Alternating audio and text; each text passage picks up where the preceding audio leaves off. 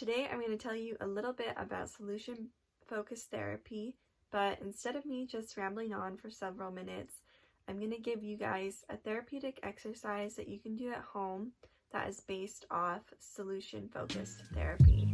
So let's get started.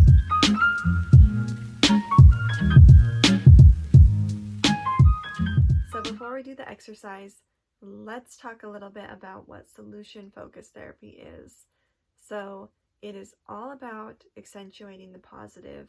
These therapists believe that people who come to therapy are capable of being effective in solving their problems, but their effectiveness is being affected by their negative mindset. So it's the therapist's job to draw attention to the forgotten capabilities that people have and to help them understand that every problem has an exception and that it's just about promoting what works in their lives. So this exercise is called the Resilience Plan. It's all about creating that bounce back from when things don't go as planned in life, which is only all the time. So this exercise is extremely helpful. One way that we develop resilience is to look back and learn from our experiences and similar challenges and remember what we already know, but we may have forgotten it. So this is exactly what solution-based therapy is. And so this exercise provides that framework to give you those resources and help you remember those resources that you can tap into to be more resilient and to bring out specifically, what works for you. Step 1 is to recall a recent example of resilience. So think about a time when you have overcome a challenge or a setback in your life. Perhaps, you injured yourself or received some negative feedback at work. Maybe you had an argument with a friend or a family member. Just take a minute and briefly write down and describe this difficulty. So step 2 is to identify supportive people. So what supportive people in your life, keep you standing when you want to fall?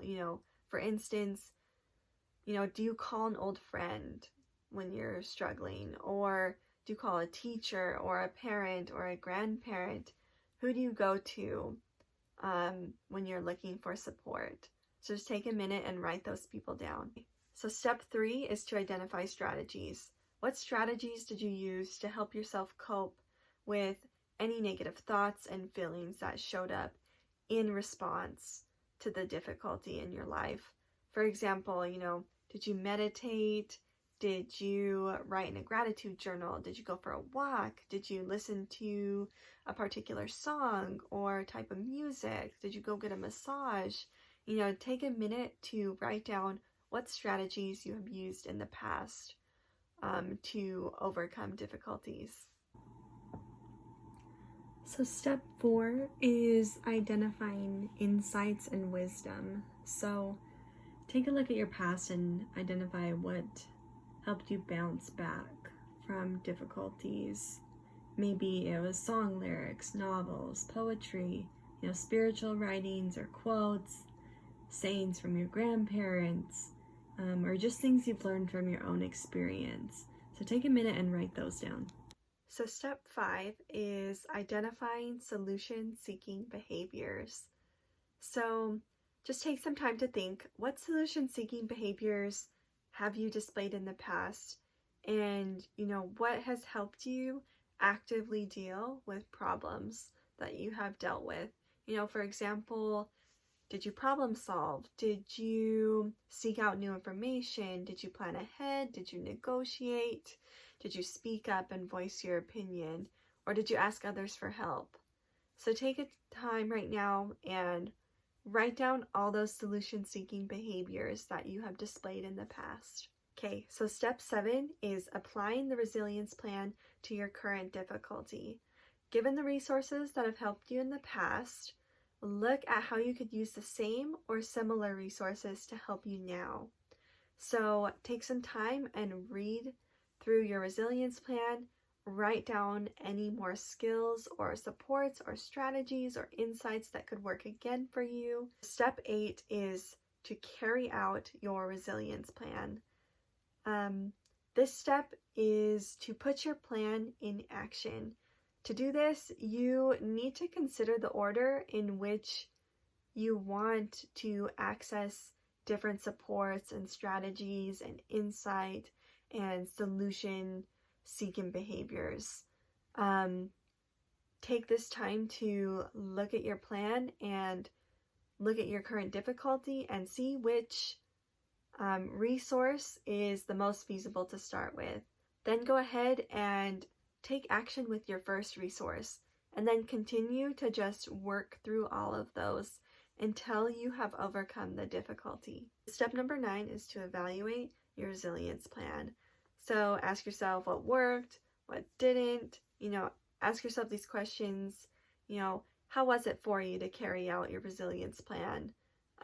Did it help you bounce back at all from the difficulty you were facing or not? Ask yourself, what resources were most helpful to you and why? And vice versa, ask yourself which resources were least helpful to you and why you think that. Did you use any? Maybe you didn't use any resources for this difficulty. Ask yourself why with that as well. Also take this time to ask yourself, is there anything you want to add? Is there anything you would add to your resilience plan? Anything that worked for you this time that you didn't consider prior to this difficulty? One of the last questions I want you to ask yourself is, in what other areas of your life could you reuse this same resilience plan? And how might that improve those aspects of your life as well? So take a minute and just write down the answers to all these questions and really think about it.